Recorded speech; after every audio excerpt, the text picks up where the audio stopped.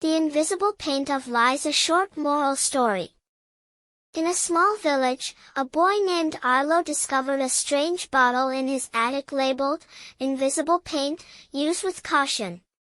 Curious, Arlo dipped his brush and painted on the wall. Nothing appeared. But the next day, whatever he lied about began to show up faintly on his bedroom walls. "I finished my homework," he told his mom, but a picture of his undone math sheet appeared. "I didn't eat the cookies," he said, but the paint revealed crumbs on his shirt. Day by day, the walls filled with drawings from his lies. No one else could see them, but Arlo could.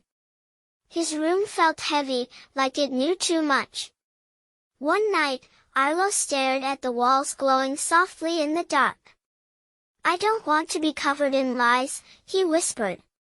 The next day, he told the truth, even when it was hard.